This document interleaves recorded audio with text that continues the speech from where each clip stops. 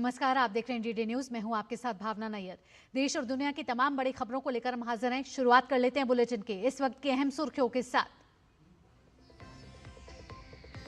BJP सांसदों की कार्यशाला का अंतिम दिन, प्रधानमंत्री नरेंद्र मोदी की मौजूदगी में पहले दिन जीएसटी रिफॉर्म और सरकार की नीतियों समेत अन्य मुद्दों पर विचारों का हुआ आदान प्रदान।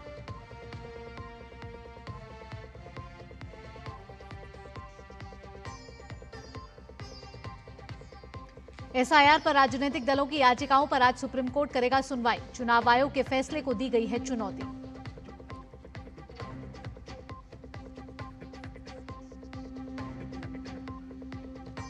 हिमाचल में मानसून के कमजोर होने के बावजूद बारिश का येलो अलर्ट जारी। उधर पंजाब में बाढ़ की स्थिति में सुधार, आज से खुले स्कूल। यमुना का जलस्तर घटने से दिल्ली वासियों को राहत।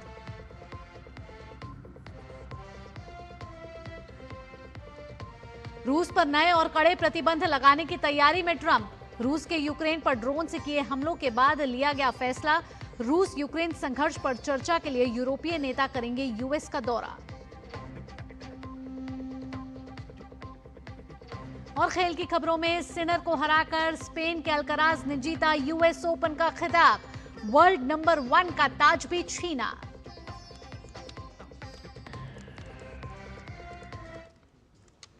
और इस वक्त की बड़ी खबर पर नजर डाल लेते हैं। एनआईए से जुड़ी यह खबर है। एनआईए की 5 राज्य समेत केंद्र शासित प्रदेश जम्मू कश्मीर में छापेमारी इस समय जारी है। एनआईए की तरफ से यहां कड़ा एक्शन लेता हुआ नजर आ रहा है। जम्मू कश्मीर में 22 स्थानों पर चल रही है एनआईए की इस समय छापेमारी। उसमें आपको बता दें कि कुलगाम और बारामूला शामिल है, जहां इस समय एनआईए का छापा पड़ा है। तो आपको बता दें कि एनआईए का कड़ा एक्शन यहां मिल रहा है देखने को, जहां बारामूला के पट्टन जिले में स्थानीय युवक के घर पर छापेमारी की गई है। एनआईए की 5 राज्य समेत केंद्र शासित प्रदेश जम्मू कश्मीर में इस समय छापेमारी जारी है।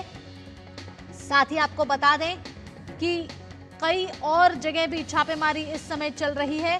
जम्मू कश्मीर की सिर्फ बात करें तो 22 स्थानों पर इस समय छापेमारी की जा रही है और राष्ट्रीय जांच एजेंसी की तरफ से ये बड़ी कार्रवाई यहां करता हुआ नजर आ रहा है। बारामूला के पट्टन जिले में स्थानीय युवक के घर छापेमारी हुई है।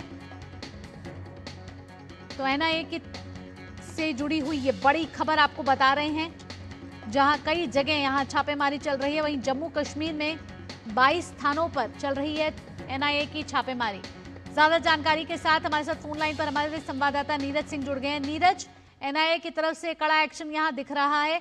किन राज्यों में इस समय छापेमारी हुई है और क्या लीड मिली थी जो एनआईए ने ये छापेमारी की है?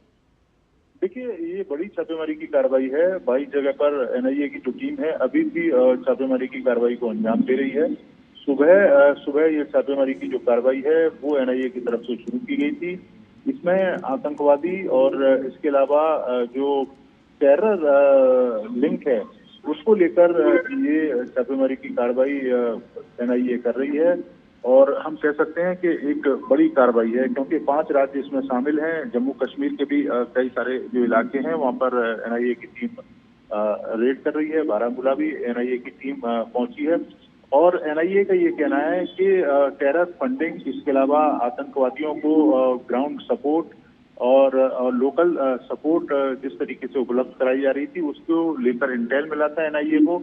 और एनआईए ने इससे पहले भी छापेमारी की जो कार्रवाई है उसको अंजाम दिया था। इसके बाद ये कार्रवाई दोबारा से एनआईए ने शुरू की है। इससे पहले भी एनआईए बड़े पैमाने पर छापेमारी की कार्रवाई को कर चुका था। तो ये छापेमारी की कार्रवाई भावना अभी भी लगातार चल रही है। नीरज, क्या कुछ बरामद हुआ है? अभी तक कोई जानकारी मिली है वहां से?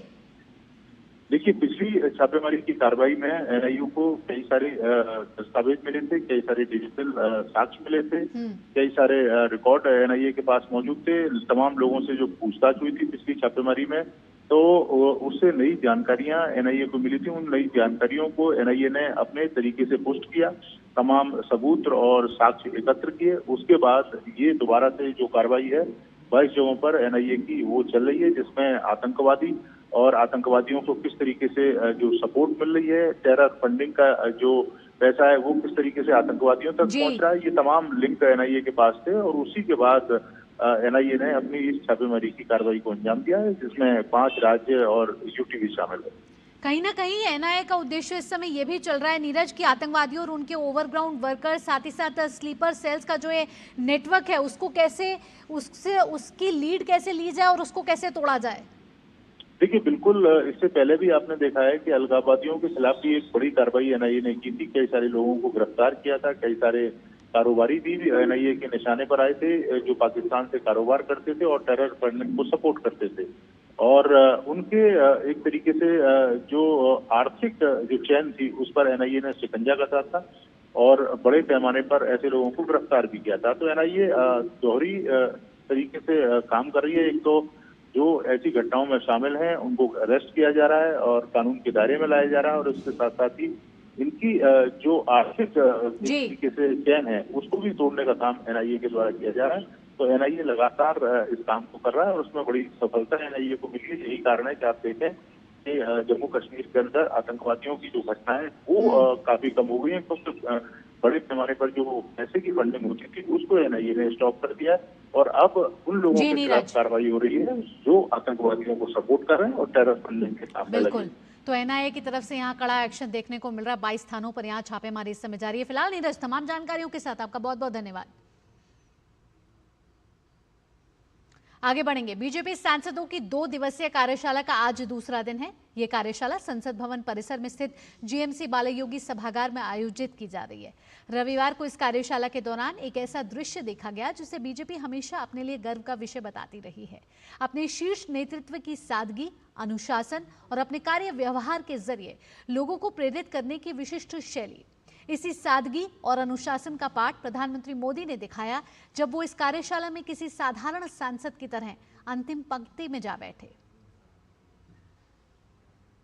प्रधानमंत्री नरेंद्र मोदी ने रविवार को संसद परिसर स्थित जीएमसी बालयोगी सभागार में आयोजित कार्यशाला में भाग लिया। इस दौरान प्रधानमंत्री नरेंद्र मोदी की सादगी का एक अनोखा उदाहरण देखने को मिला। उन्होंने साथ ही सांसदों के बीच अंतिम पंक्ति में बैठने का विकल्प चुना। प्रधानमंत्री मोदी एक सामान्य सांसद की तरह सबसे पीछे की पंक्ति में बैठे हुए नजर आए। प्रधानमंत्री नरेंद्र मोदी ने सोशल मीडिया प्लेटफॉर्म एक्स पर सांसद कार्यशाला की तस्वीरें साझा की। उन्होंने लिखा कि दिल्ली में आयोजित सांसद कार्यशाला में भाग लिया। पूरे भारत से आए सांसद सहयोगियों और वरिष्ठ नेताओं ने विविध मुद्दों पर अपने बहुमूल्य विचारों का आदान प्रदान किया। भाजपा सांसद रवि किशन ने एक्स पर इस तस्वीर को साझा करते हुए लिखा, एनडीए सांसदों की कार्यशाला में प्रधानमंत्री नरेंद्र मोदी सबसे पीछे की पंक्ति में बैठे। यही भाजपा की ताकत है, जहां संगठन में हर कोई एक कार्यकर्ता है। सभी लोग प्रधानमंत्री की सादगी, विनम्रता और जमीनी जुड़ाव की प्रशंसा कर रहे हैं। प्रधानमंत्री आदरणीय नरेंद्र मोदी जी सत्ता में 11 सालों के तक सर्वोच्च पद पर विराजमान रहने के बावजूद उनमें अहंकार लेश मात्र भी मौजूद नहीं है और उनका कार्यकर्ता भाव हमेशा जागृत रहता है। इसलिए सांसदों के लिए आयोजित कार्यशाला में वह सहजता से अंतिम पंक्ति में जाकर बैठ जाते हैं। एक व्यक्ति जिसने अपनी कर्मठता और त्याग के बल पर सर्वोच्च पद को हासिल किया है, इसकी यह सादगी जो है निश्चित तौर पर भारतीय जनता पार्टी के करोड़ों कार्यकर्ताओं को प्रेरित करती है। कार्यशाला के दौरान भाजपा सांसदों ने प्रधानमंत्री नरेंद्र मोदी को ऐतिहासिक जीएसटी सुधारों और दरों में कटौती जीएसटी 2.0 के लिए धन्यवाद देते हुए एक प्रस्ताव भी पारित किया। सांसदों ने कहा कि सरकार के फैसलों ने देश की अर्थव्यवस्था को गति दी है और आम जनता को सीधा लाभ पहुंचा है। शैलेंद्र मिश्र के साथ ब्यूरो रिपोर्ट, डीडी न्यूज। आइए आगे बढ़ते हैं। बिहार में वोटर लिस्ट के विशेष गहन पुनरीक्षण यानी एसआईआर मामले में आज सुप्रीम कोर्ट सुनवाई करेगा। कई राजनीतिक दलों द्वारा दायर याचिका पर सुप्रीम कोर्ट के जस्टिस सूर्यकांत और न्यायमूर्ति जयमाल्या बागची की बेंच सुनवाई करेगी। याचिका दायर करने वाली पार्टियों में आरजेडी और एआईएमआईएम जैसे चुनावी दल शामिल हैं। इन दलों ने कोर्ट में चुनाव आयोग द्वारा बिहार में चुनाव से ठीक पहले एसआईआर के फैसले को चुनौती दी है। इससे पहले भी सुप्रीम कोर्ट इस मामले पर सुनवाई कर चुका है, लेकिन यह पहला मौका है जब राजनीतिक दलों की याचिकाओं पर सुनवाई होगी। पहले हुई सुनवाई में सुप्रीम कोर्ट ने कहा था कि ड्राफ्ट वोटर लिस्ट से बाहर हुए मतदाता ऑनलाइन और ऑफलाइन दोनों तरीकों से अपने दावे और आपत्तियां दाखिल करा सकेंगे। 1 सितंबर की सुनवाई में चुनाव आयोग ने अदालत को बताया था कि दावे, आपत्तियां और सुधार 1 सितंबर के बाद भी दाखिल किए जा सकते हैं, लेकिन इन पर विचार केवल अंतिम मतदाता सूची तैयार होने के बाद ही होगा।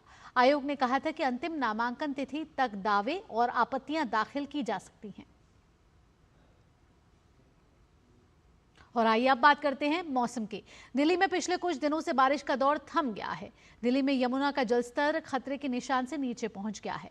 हालांकि स्थिति अभी भी पूरी तरह नियंत्रण में नहीं है।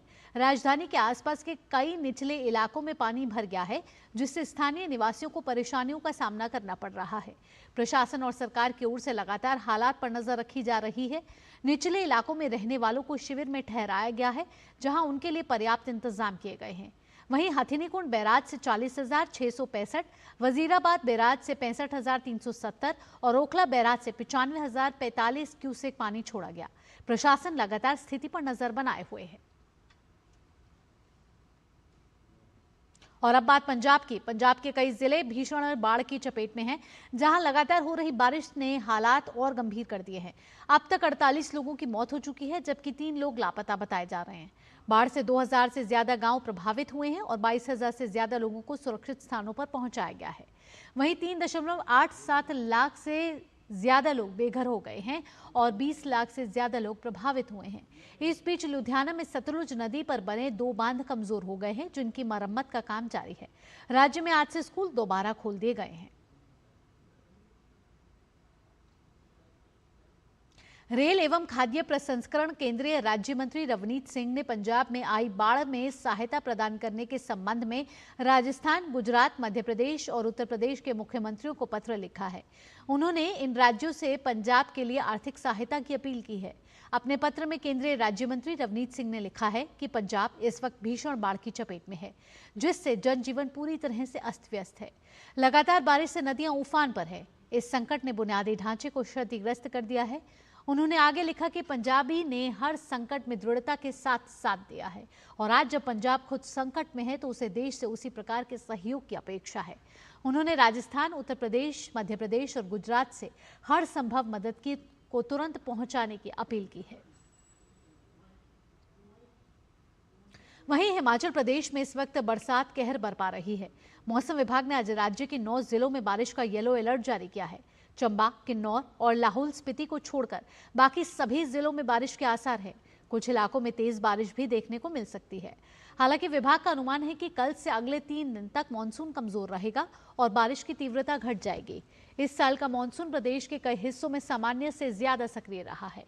आंकड़ों के मुताबिक शिमला में औसत से 113% और कुल्लू में 116% अधिक बारिश दर्ज की गई है। यही नहीं, अन्य जिलों में भी अपेक्षा से ज्यादा बारिश हुई है। इस असामान्य बारिश ने प्रदेश की सड़कों, मकानों और बुनियादी ढांचों को भारी नुकसान पहुंचाया है। अब तक प्रदेश में करीब 4,080 करोड़ रुपए की निजी और सार्वजनिक संपत्ति बरसात के कारण बर्बाद हो चुकी है। अकेले मकानों की बात करें तो 1,194 घर पूरी तरह से ढह गए हैं, जबकि 5,077 मकानों को आंशिक क्षति पहुंची है। इसके अलावा 4 राष्ट्रीय राजमार्ग समेत 1,087 सड़कें अब भी बाधित हैं, जिससे आवाजाही में बड़ी दिक्कतें आ रही हैं।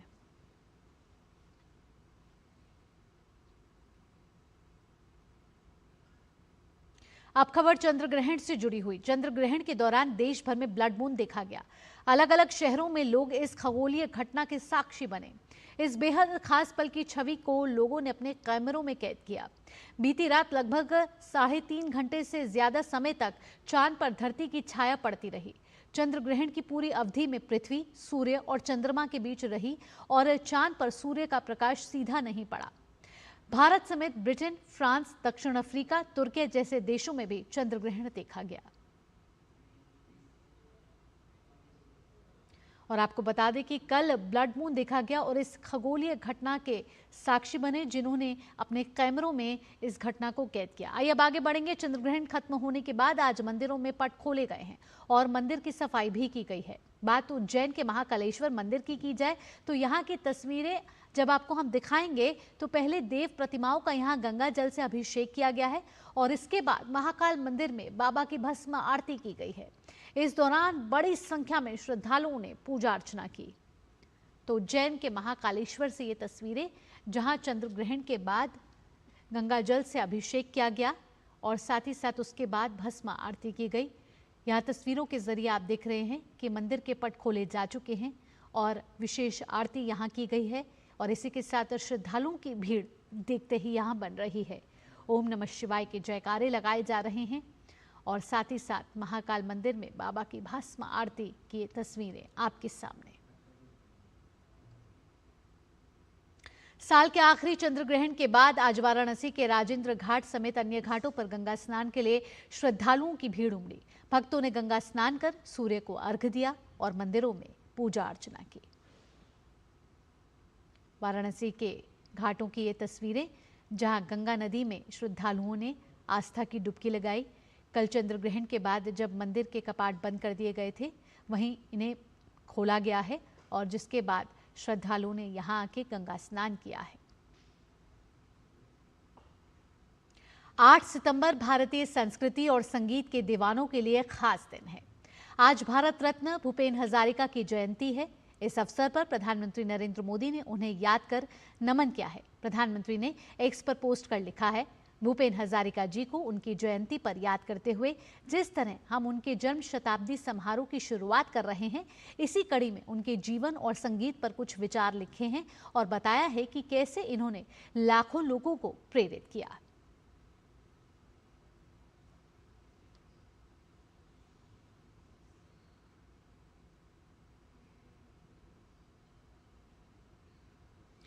तो प्रधानमंत्री नरेंद्र मोदी ने सोशल मीडिया पर भूपेन हजारिका पर एक पूरा लेख लिखा है और साथ ही साथ उनको आज के दिन नमन किया है।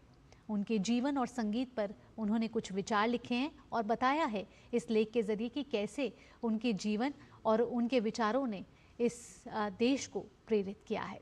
और साथ ही केंद्रीय एवं सहकारिता मंत्री अमित शाह ने भी भारत रत्न डॉक्टर भूपेन हजारिका को उनकी जयंती पर श्रद्धांजलि दी है। अमित शाह ने हजारिका जी को याद करते हुए एक्स पर लिखा, ब्रह्मपुत्र के कवि कहे जाने वाले हजारिका जी की भावपूर्ण वाणी ने असम की भावना को दुनिया तक पहुंचाया और उनकी रचनाएं प्रेम, एकता और मानवता का संदेश देती थी। उनकी धुनें सदैव हमारे हृदय में गूंजती रहेंगी और हमें संगीत की शक्ति की याद दिलाती रहेंगी जो हमें एकजुट करती हैं। उन्हें भारत रत्न प्रदान करके मोदी जी ने सुनिश्चित किया कि उनकी विरासत अमर रहे।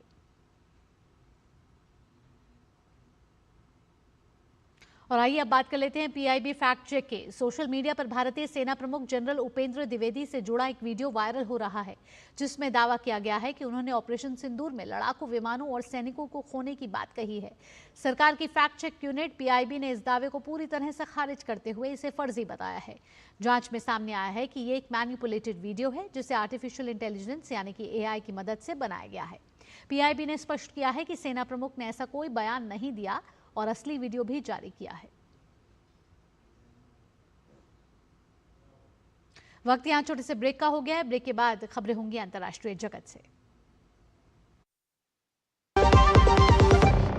सस्ते वाले दाल मसाले स्वाद हुआ बेकार। एमडीएच की हल्दी मिर्ची धनिया करे कमाल। ये रंग दे, ये खुशबू दे, ये तीखा, ये कम पड़े। क्या निराला एमडीएच मसाला।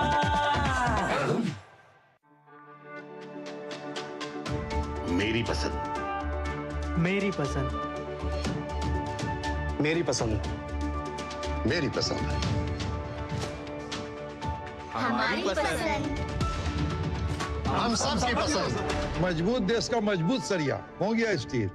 रिटायरमेंट के बाद लाल स्पोर्ट्स कार लूं या वर्ल्ड टूर? तू खाली पुलाव बना, मैं ऑर्डर करूँ। पुलाव नहीं, प्लान। लाइफ इंश्योरेंस का रिटायरमेंट प्लान, गारंटीड पेंशन के साथ। सपनों को रखो सुरक्षित रिटायरमेंट प्लान के साथ। सबसे पहले लाइफ इंश्योरेंस। अब आया असली स्वाद। अब आया स्वाद। जब स्वाद के पड़े हो लाले तो एमडीएच का चंकी चाट मसाला डालें। एमडीएच का चंकी चाट मसाला। MDH। ब्रेक के बाद आपका स्वागत है। अमेरिकी राष्ट्रपति डोनाल्ड ट्रंप ने हमास को गजा में बंधकों की रिहाई को लेकर आखिरी चेतावनी दी है और नया संघर्ष विराम प्रस्ताव रखा है। इस प्रस्ताव के तहत हमास को पहले दिन सभी 48 बंधकों को छोड़ना होगा। बदले में इजराइल हजारों फिलिस्तीनी कैदियों को रिहा करेगा और संघर्ष विराम के दौरान शांति वार्ता होगी। ट्रंप ने अपने social media platform truth social पर लिखा कि इजराइल ने मेरी शर्तें मान ली हैं, अब समय आ गया है कि हमास भी मान ले। उन्होंने ये भी बताया कि अगर हमास ने शर्त नहीं मानी तो इसके गंभीर नतीजे होंगे। इजरायली अधिकारी के मुताबिक इजराइल ट्रंप के प्रस्ताव पर गंभीरता से विचार कर रहा है।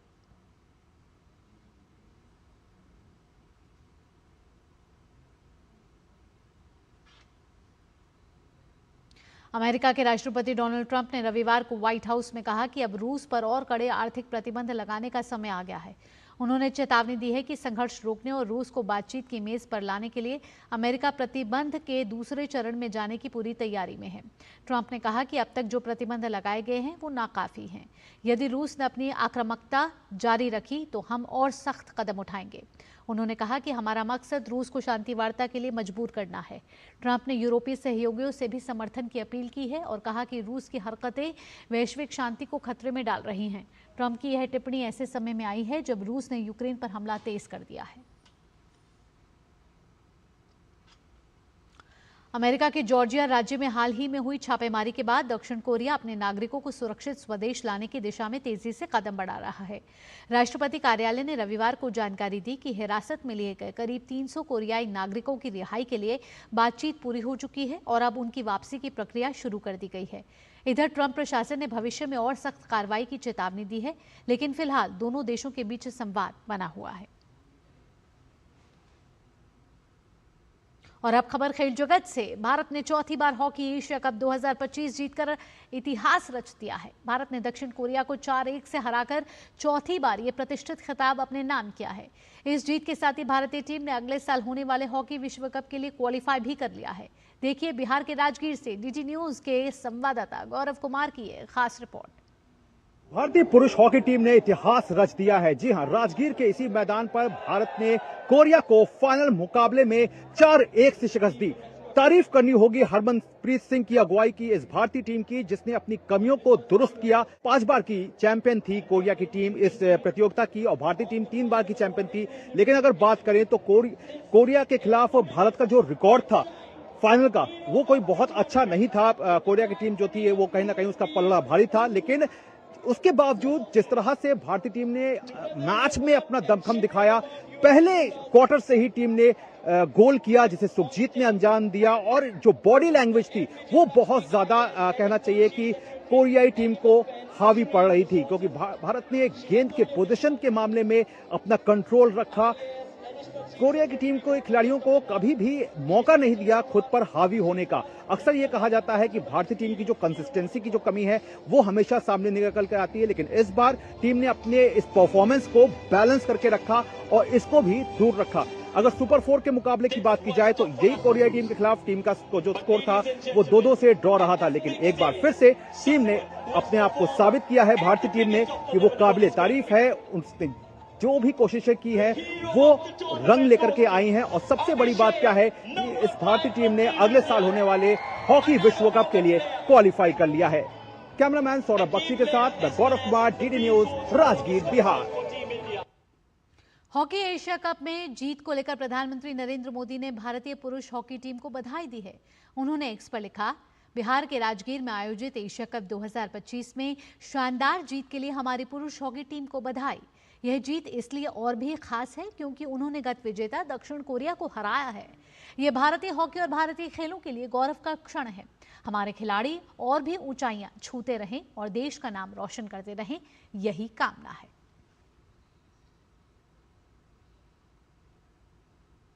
हॉकी एशिया कप में जीत को लेकर हमारे संवाददाता गौरव कुमार ने भारतीय टीम के खिलाड़ी राजिंदर सिंह से खास बातचीत की है। भारत ने एशिया कप हॉकी का खिताब जो है वो न केवल जीता है बल्कि अगले साल होने वाले हॉकी वर्ल्ड कप के लिए भी क्वालिफाई कर लिया है।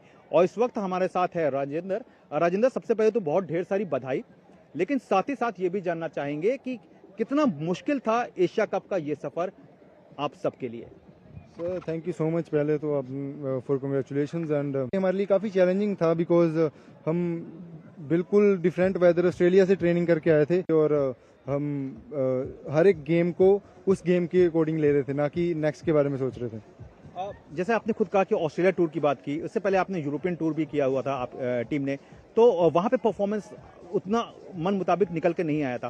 तो ये जो अप डाउन्स है इस पर किस तरह से आप लोग काम कर रहे हैं?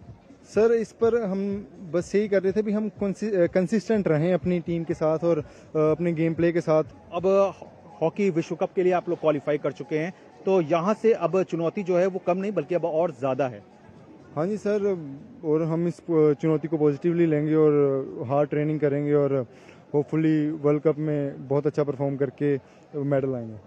तो साफ तौर पर राजेंद्र का कहना है कि यहाँ पर तो जीत हासिल हो गई है, लेकिन अब यहाँ से असली लड़ाई जो है वो हॉकी विश्व कप के लिए शुरू होती है, क्योंकि वहाँ पर टीम जो होंगी वो कई और भी होंगी जो कि फिजिकली काफी स्ट्रांग भी होंगी।